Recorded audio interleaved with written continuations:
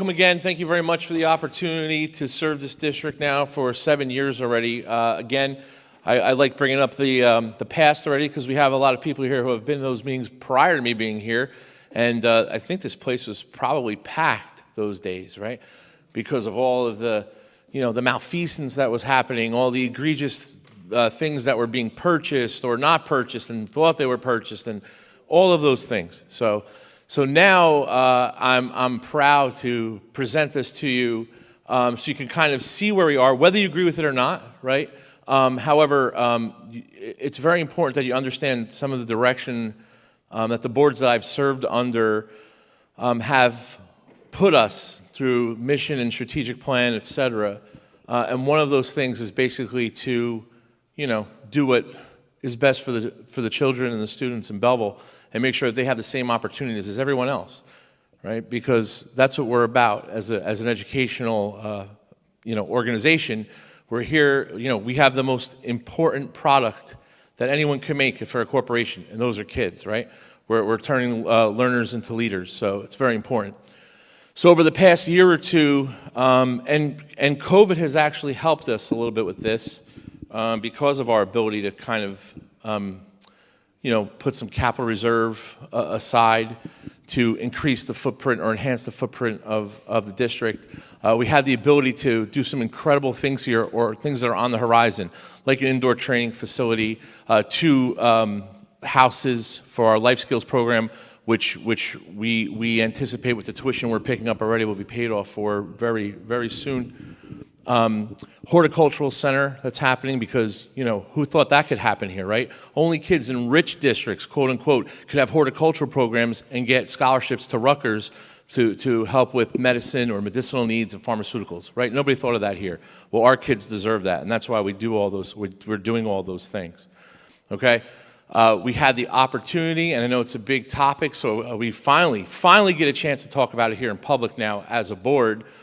We had an opportunity to discuss purchasing the Eastern College site, which is right next to the middle school. So Mr. Palladino and I were actively looking to put modulars, or we like to call them back in the old days trailers, which aren't allowed anymore, by the way, by the Department of Education.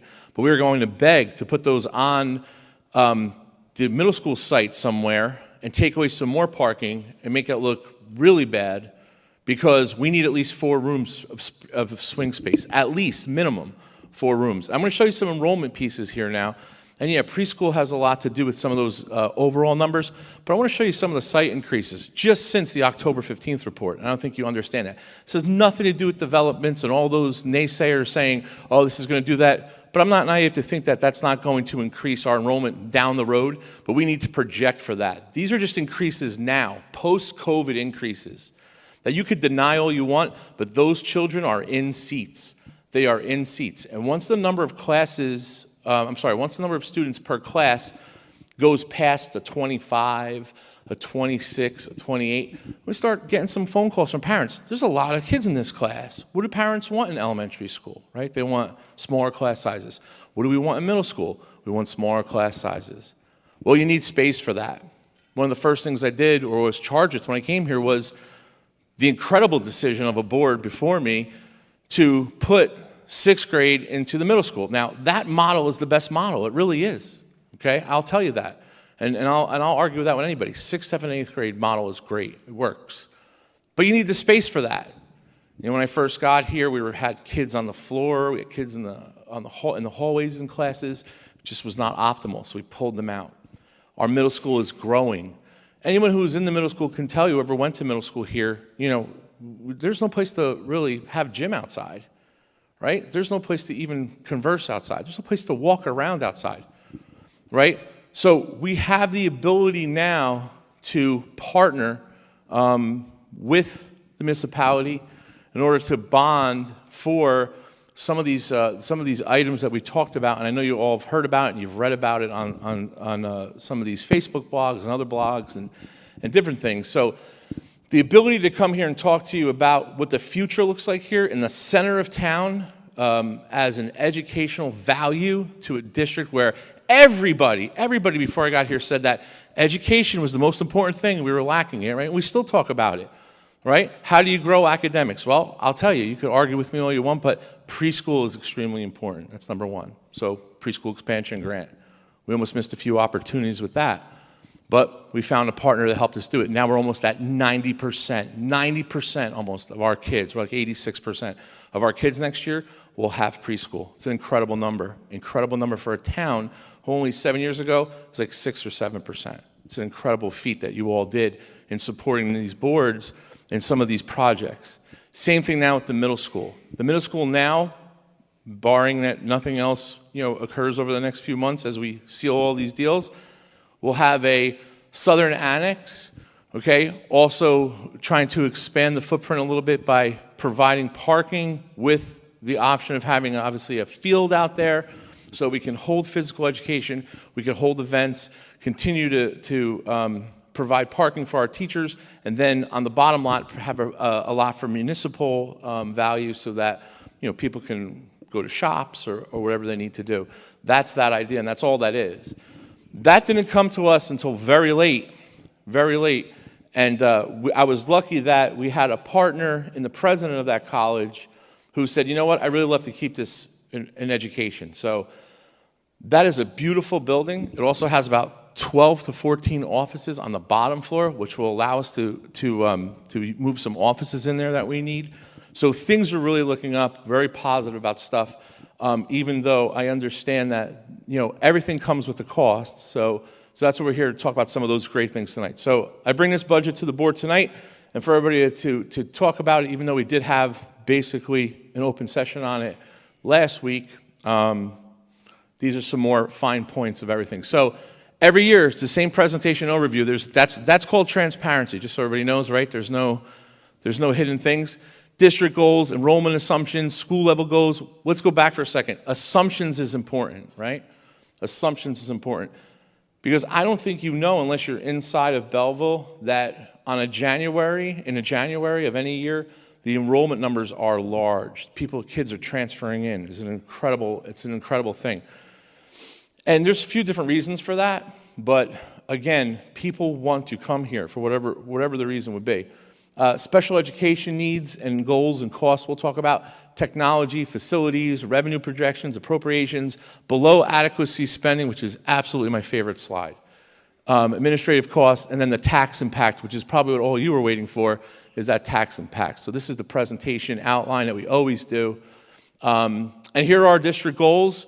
Again, the board is going to be working on a new 5-year plan this year. We've a few months ago or so, maybe a little longer now, we partnered with school boards. So we said we wanted a new board to sit, so we'll be probably looking at that again, but working on some of those extended goals and moving forward. We obviously need to fund current employment contractual obligations, which some of them are ending this year, so we're going to be actively negotiating again. So that's something that we're preparing for. Review and restructure district personnel needs. We are continuing to add some teachers in some positions, counselor positions, et cetera, from the board direction.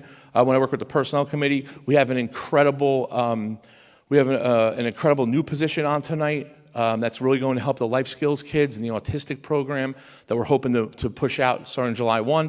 So all the work that we're doing in committees is really coming through. Continue to grow the district's curricular and academic programs. We're going to advance some academies, enhance STEM programs, some of the things that you've seen already with the anatomage tables and different labs I'll talk about in a couple minutes. We continue to try to enhance the AP program, further advance technology. Go back to AP for a second.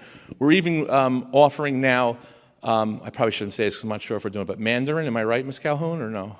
We're offering Mandarin, very excited about that. You wouldn't have seen that 7 years ago. And we're also offering AP classes to students to take on their own if they want to take something that we don't offer. So we're even doing that avenue. So I want to thank her for that and the high school team.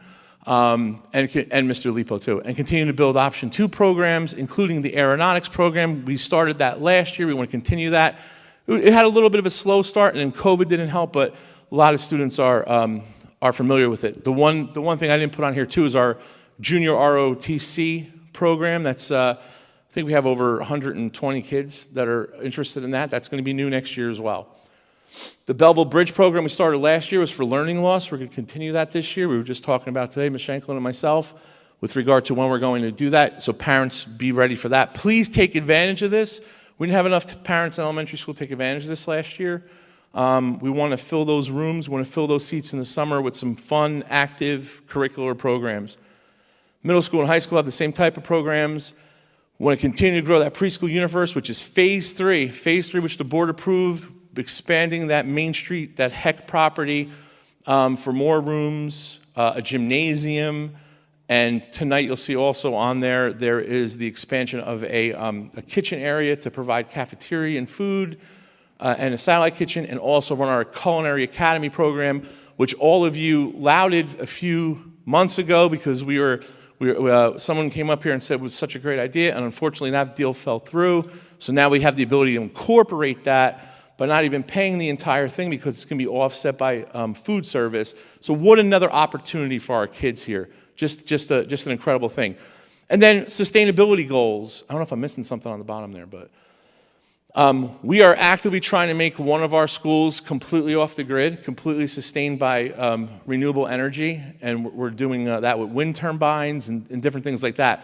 Just some stuff that we could also tie into curriculum because, again, environmental science is an extremely important curricular need as well, especially now in college. So here's some of our current enrollments, okay? Hornblower, just so you see it, 168 students. Sandy Lane, where we have a few classes in there as well. So pre-K our way, we basically take Sandy Lane and we partner with them. We also partner with Little Scholars, and we have some of our classrooms in there. That's the whole idea of the preschool expansion grant or aid. So we have 57 students in Sandy Lane right now, and we have 14 students in Little Scholars. These rooms and these numbers and these programs are extremely stratified, meaning that there are only certain levels of, or a certain amount of kids or students you could put in a room. There has to be a certain square footage. Mr. Vargas is here, did an incredible job with all this. Certain manipulatives in rooms, certain types of furniture. Everything is very, very to the point. Master teachers have to be part of it, et cetera. So right now, the total preschool population is 406 students, which is 75%. It's called the preschool universe.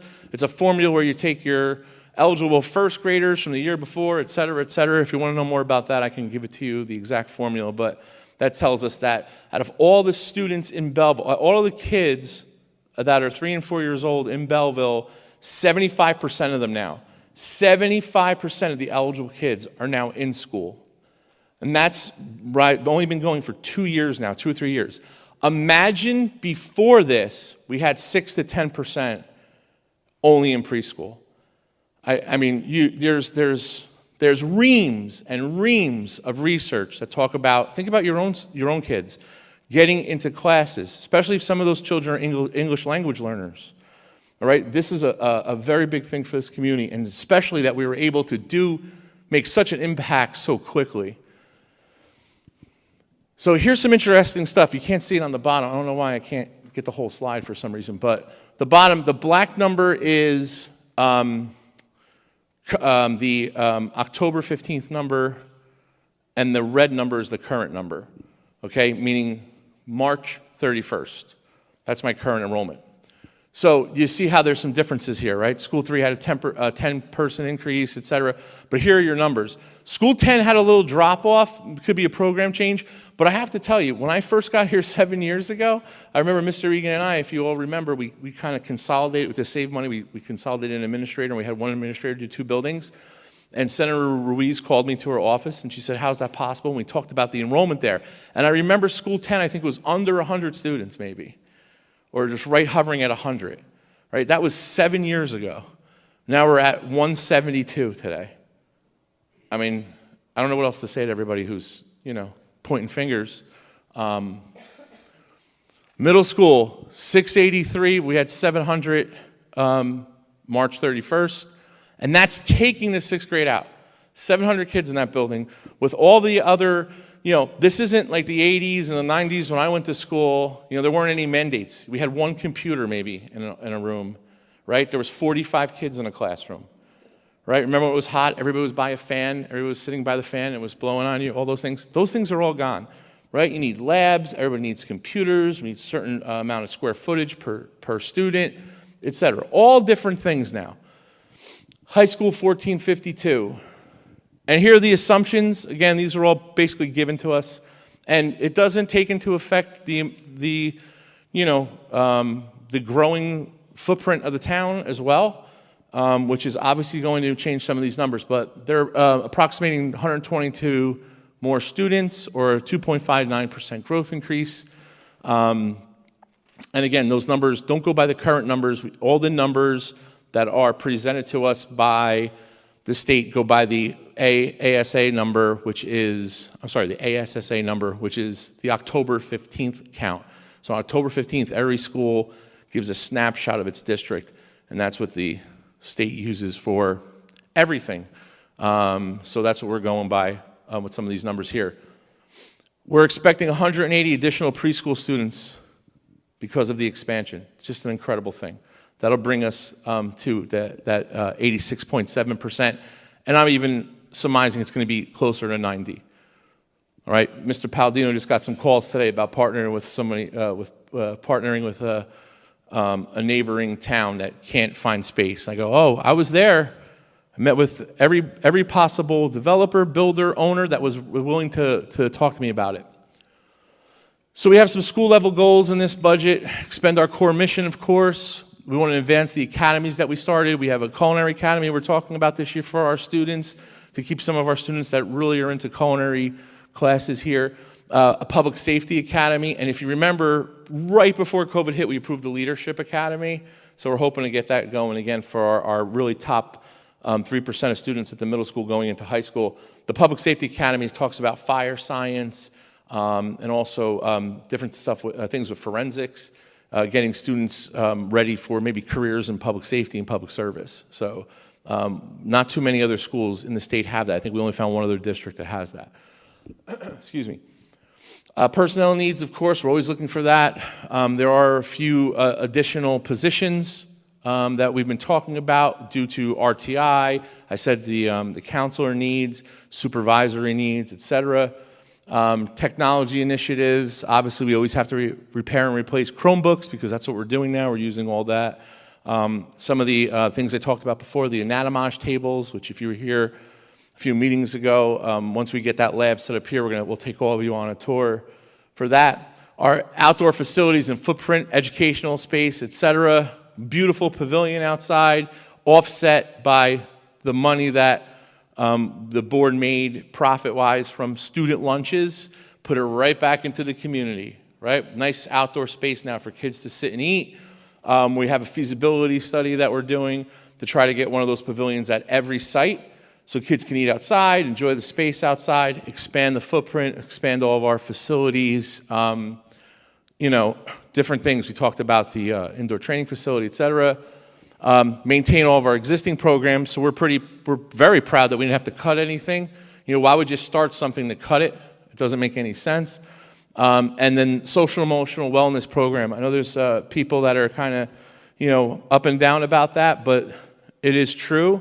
I predicted it 2 years ago, and we have students that are having a hard time transitioning back and acting in a certain way, especially now even without the masks. Taking the mask off was also a different transition back to school. Kids now see each other's face differently, maybe. There's a lot of anxiety still there. And if you don't believe that, well, then you haven't talked to anybody, unfortunately. It's just you spewing rhetoric if you don't believe that. It's out there. And if you have kids, you need to sit down and talk with them because there is anxiety out there post-COVID. When students are sick, there's anxiety. When things are canceled, there's anxiety. Students don't know how to react to things, right? And I know it's easy for us as an older generation just to say, oh, come on, you can get past this, but it's not. There's a generation of students that miss chunks of time together when being socially awkward in certain stages, right, is dangerous and scary. When not having friends around you, when a time when people are dying next to you or getting sick, maybe your family's getting sick, okay? There's a lot of things happening.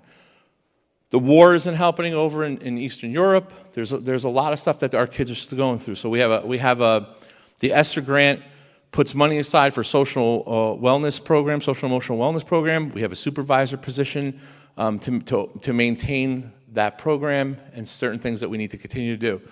Special education, I talked a little bit about it, just doing an incredible job with different, trying to save money on evaluations, et cetera, IEPs, least restricted environments.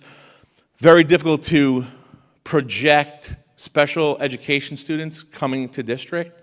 You know, if a family of a special needs student comes in, I don't know if they're packing up right now, ready to come here. I don't know what that IEP says. Transportation goes along with that, okay? And everybody just thinks, just jump on a bus and get them. It's not how it works, everyone. It's not how it works. It's very difficult to just add a bus route for one student going to a school 2 towns over. It's not effective sometimes. It's not cheap, and it's not budgeted for. Because right now we can't project for a whole bunch of changes like that.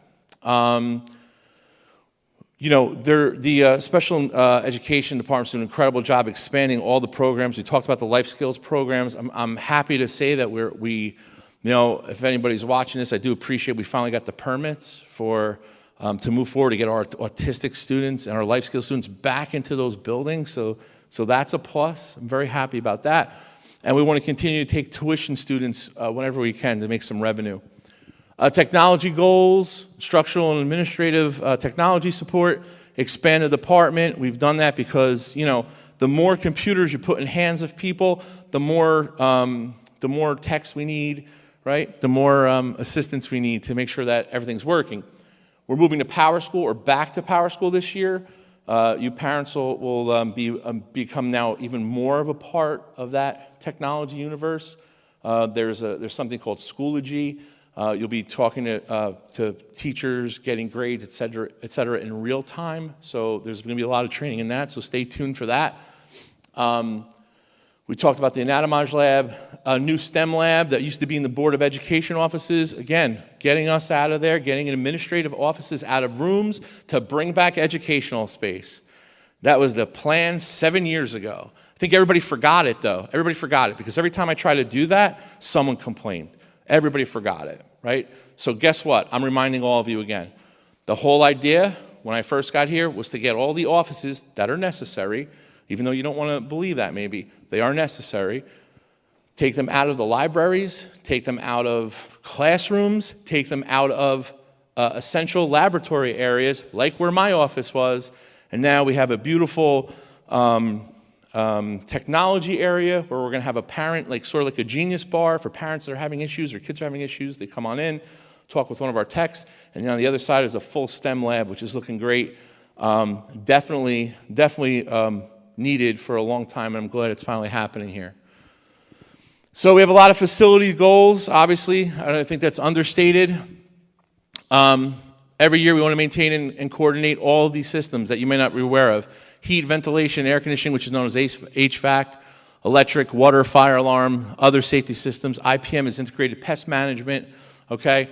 Lead and environmental testing. You know, we've done environmental testing before anybody else did, okay? So that's something that I just have been doing in my 25-year career. We're constantly checking for different things just to make sure our students and our faculty and staff are safe. But those are just management things. Those things we do every time we have to, and those aren't free to a school district. Electric isn't free. So when your electric bill went up this year because of the gas prices, right, or your oil or your heat or whatever it is, so did ours. All right, so all of those things increase. We don't get it for free. Your water bill went up, so did ours.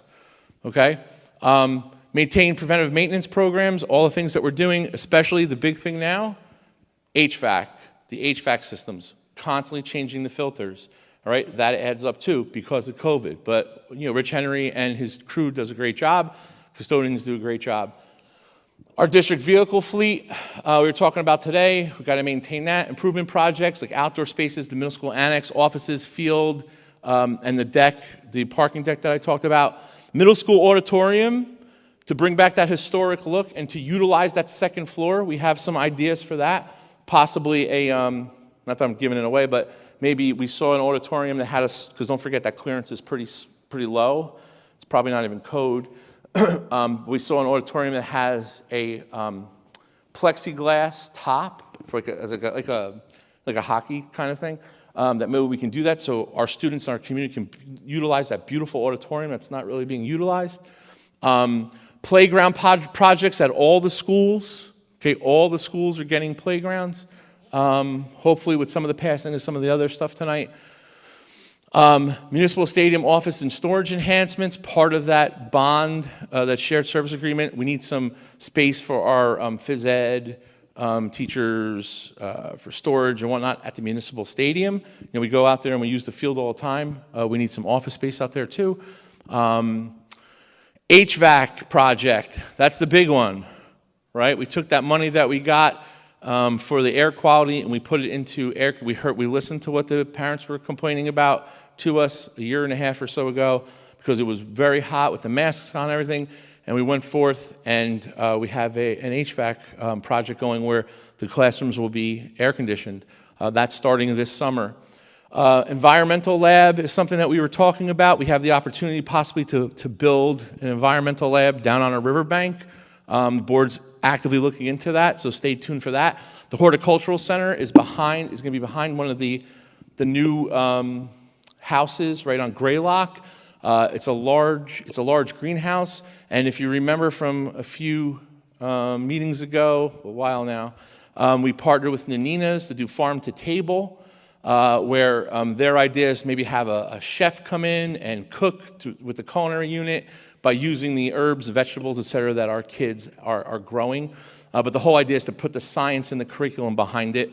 You'll also see pretty soon, and Matt, I don't know if you have an idea on that, but we try to partner with a company, and we got some grant money for it, for lights that are run by small wind turbines.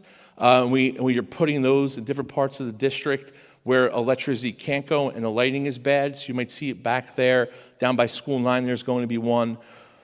And that wind turbine energy, the board is actively looking into putting up a large wind turbine down on the property that we own by School 9 to make School 9 completely sustainable through the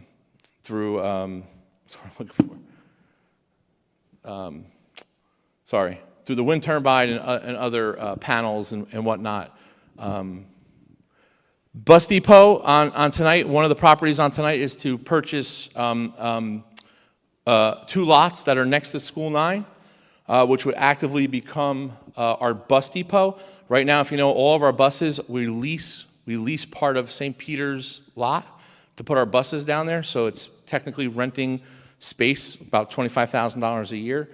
We can't really put certain equipment we need there for the buses. There's not enough space. So this would be a forever project. If we didn't do this and that lease went away, we would have to put the buses back by School 10, which Mr. Sullivan's here, he'll tell you. We have a lot of complaints from neighbors, parents. It's a very dangerous area as well.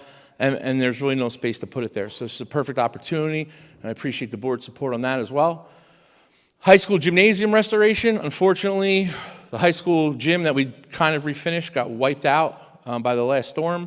So we got some money for that to restore it. So it's got a little different look to it. We went from 2 bleachers to 1 bleacher, so we could fit more people, and it's going to look great. And that's going to be done. The whole thing will be done over the summer.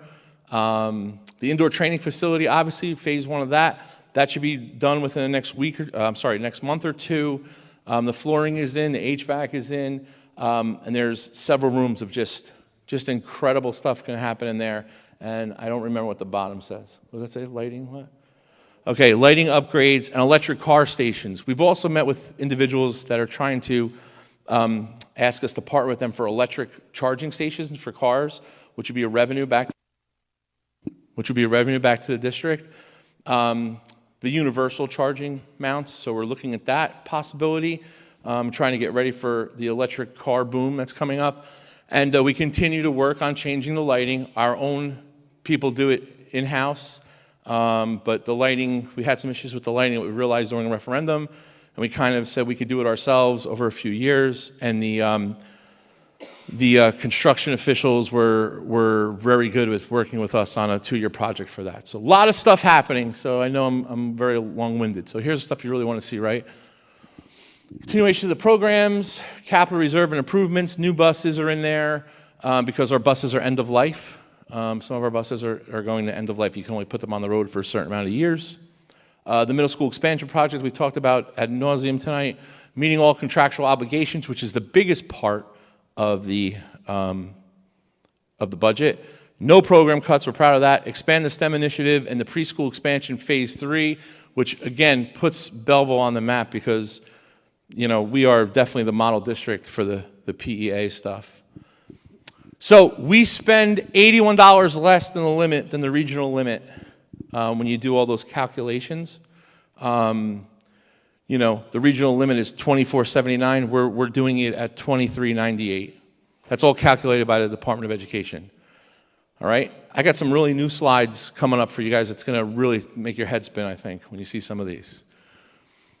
Here's our total revenue projections, and we're going to post this tonight or tomorrow, whenever we can do that when we leave here, so you can see some of these numbers. $90,308,209 is the total operating budget. Okay, your tax levy for this year is $44,539. We use a little bit of bank cap as well, so we use the rest of our bank cap because we're going to lose it this year. There's our revenue projections. We got an $8.5 million increase in aid, which we were very excited about. Mr. Palladino and I were very nervous about this. We thought we were going to go be flat. You know, so we get $8.5 million of the fair funding formula, and I'm like, I can't believe this. Like, why would we get this? But when I go a few slides down, you're going to see why. It's pretty incredible. $8 million we got, right? $8.5 million we get.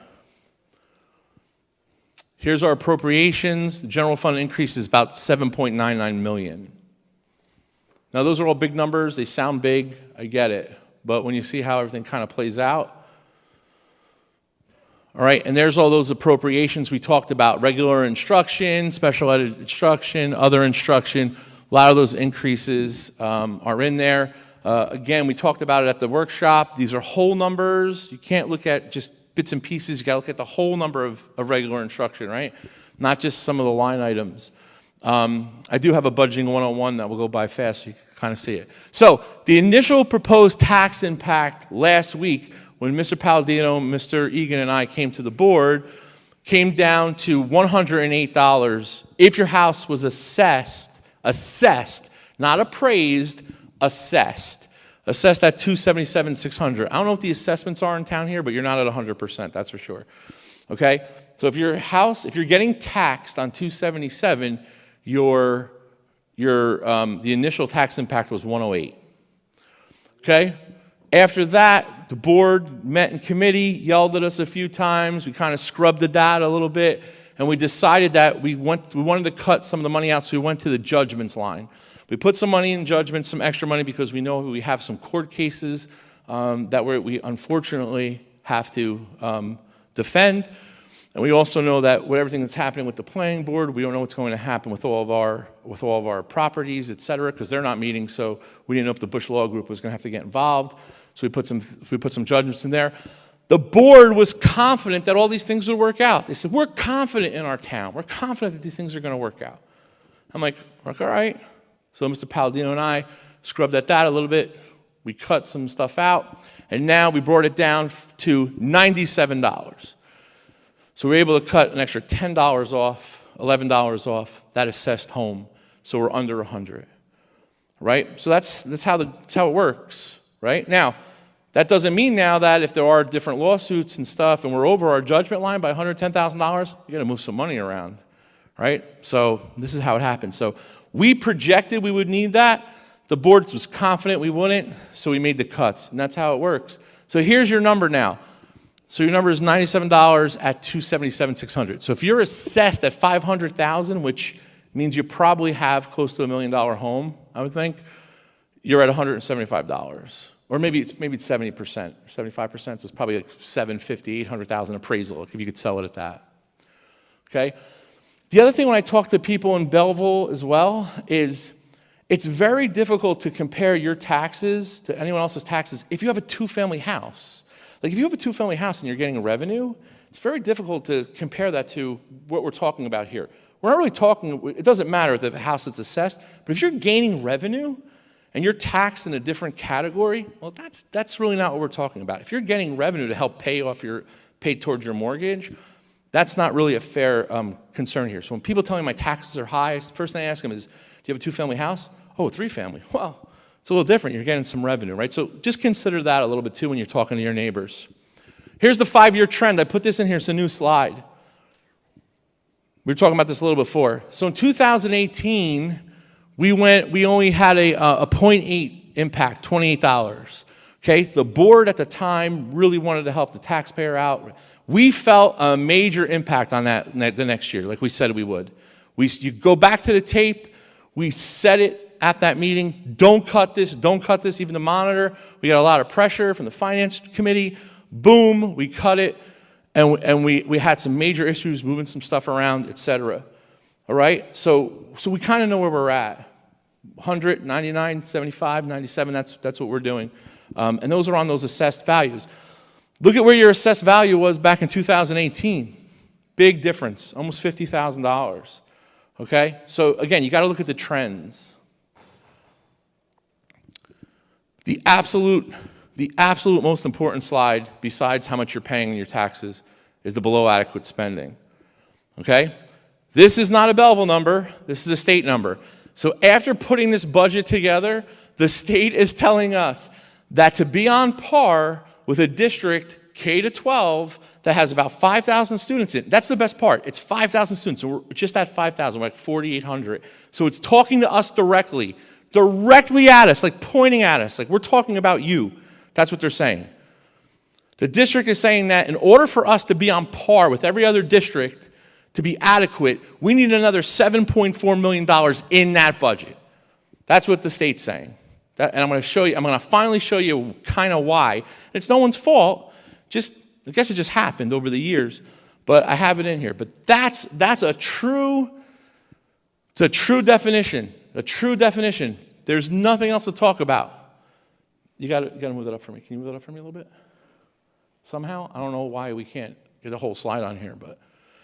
So just tell me what the first year is. Sorry. 2014-15, so right before I got here, our below adequacy was $18.9 million, and you were in a $4.7 million deficit. That's insane. That means that this budget needed $18 million just so your kids could be on par with other kids in this state. We've come up and down the valley. We're still at $7.4 million after we got the increase, after we got the aid increase. So we're doing the best we can to make up all that was lost or all that the kids in the past never got. But, we got to do it, obviously, as fiscally responsible as we can. So what I'm saying to you is $8 a month, it's not bad, and I appreciate it. $8 a month, it's like Starbucks. 1 day a month. Here again, your adjusted revenue projections are on $90.1 million now. Tax levy, 44.429. All these numbers will be on there. I know they're going fast. And the fund increase now is $7,885,000. The adjusted appropriations, okay, the increase over the total general fund, about $8 million, $7 million. One of the things in there, and it doesn't look like it's a lot, but charter and special schools, we pay over $1 million to charter schools, and now special schools, which is a new category, is $50,000. Okay, everybody was talking about. Ms. Jocko brought it up with regard to some of the savings we have this year, or some of our reserve this year, not capital reserve, some of our overage this year. We put that into the tax impact. So there's about, is it $750? There's $750,000 from June 30th of 2021 that Matt and I put in here, okay, to offset the tax impact already. So we did take that money. We did do that. Okay? So just so you think it's like, so when someone gets up and says it's just floating around, it's absolutely not true. It's in there. All right, and here's my slide that I did a while ago, but I added a few fun ones for you coming up. You ready for this? So that's your dollar, right? That's your Belleville dollar, and you can't see the top there, but I guess I got to work on the technology with our Mr. Parapato. So this is what we got from the last year. We only have those tax monies. Obviously, the new year's not over yet. So most districts, the tax dollar percentages are higher for the schools. Close to 60%. Close to 60%.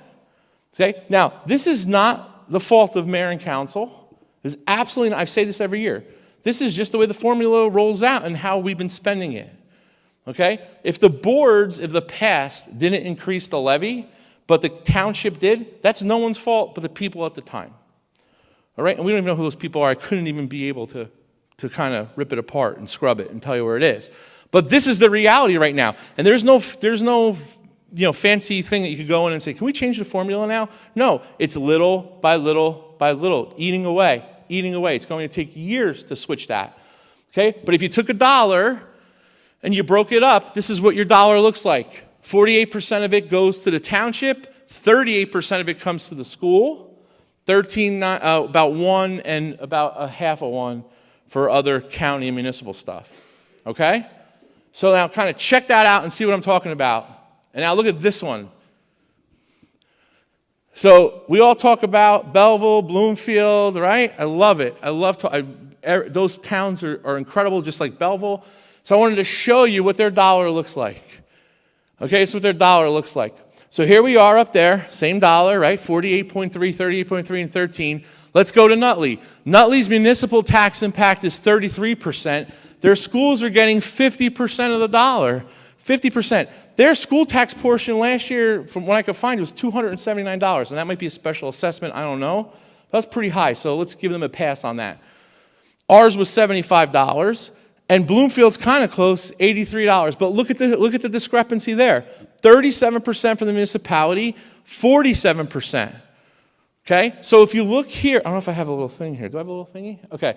If you look here at the school, the two neighboring districts are spending well above their tax dollar, okay? And not as much in, I don't really know if any of them are in under adequacy, but not even close to us, that's for sure. I think it's important you see this, right? Because this is very easy to say, oh, look what they're doing, look what they're doing. Look what we're doing with less. It's an incredible thing. It's an incredible thing. That's the positive stuff. That's the positive stuff that we have to start talking about more here instead of all the negative stuff.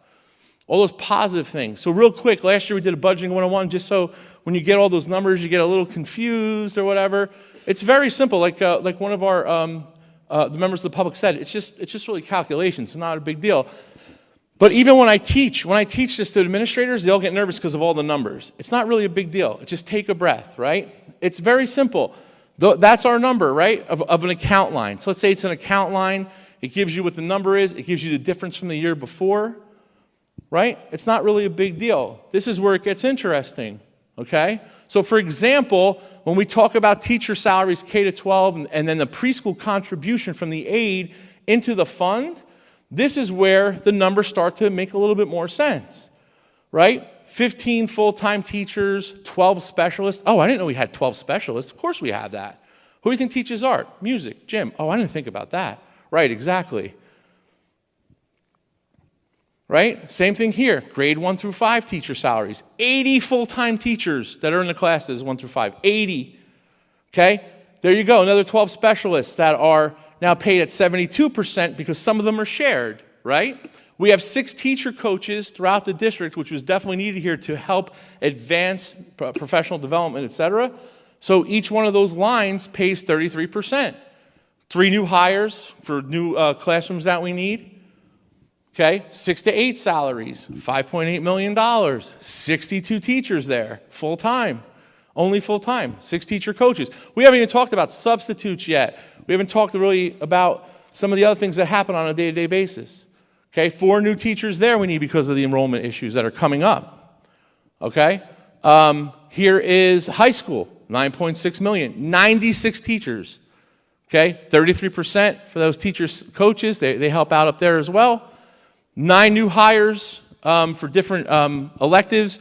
You know, if the board wants to expand some programs, we got to get people to teach it. Well, counselors, right? We wanted to add counselors, obviously. We talked about that ad nauseum again. And then there's something called 6-period salaries there. So when we have like the need to just teach like 2 periods, so we don't need a full teacher, well, the contract calls that we pay another teacher to do a special period. Those add up to about $20,000. Now, it's deserved if it's contractual, so we have to pay it. All right, and now these are also included in those budget lines. When you see those budget lines, you're like, well, it's just not making any sense. Well, you also have to add in the paraprofessional salaries, home instruction when a kid's sick at home or is on there for discipline issue, preschool staff salaries, substitutes, supplies. There's some miscellaneous things there, which really is only $12,000. And we still, believe it or not, have textbooks. We still have some textbooks that we're using. On the agenda tonight, though, Mr. Coben got rid of a lot of them, and we gave them away to Union County. So we're trying to, recycle that to do more technology. So let's look at the breakdown. Remember that number? Well, there it is. Preschool contribution, right? Because the general fund has to contribute to the preschool aid, so we can offset some of that. Kindergarten salaries, 1 to 5 salaries, 6 to 8, 9 to 12.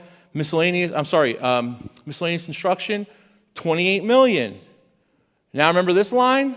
Well, that's the increase. So the increase in instructional salaries from one line to the next, $2.8 million. It's that easy when you go into the budget, when you see it. So I know you're all going to run home tonight, look at all the numbers, and see what the differences are. So instead of getting wowed by the big numbers, look at the reasons why there's increases, look at the percent increases, and look at why. Right? Contractual agreements are a high percentage of all this. Right? If the entire district teaching staff gets 3%, well, think about it. I have to at least raise at least 3% right off the bat before we even start. The whole idea of negotiating 3 to 5 year contracts is so we can prepare and project it. Right? We got a new contract coming up. We don't know what it's going to be next year. So this is it. Right? So these are the factors that are driving those increases to the budget, though. Overall salary increases, home instruction, summer school. There's $1 million in professional development next year. Okay, that we need to pay out to some of the teachers, pay back the bond. We put $1 million conservative in there.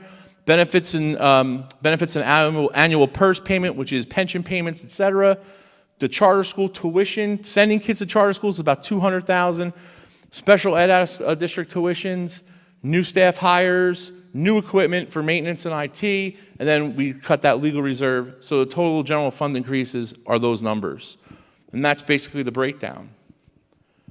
Again, under adequacy, under $100 tax increase.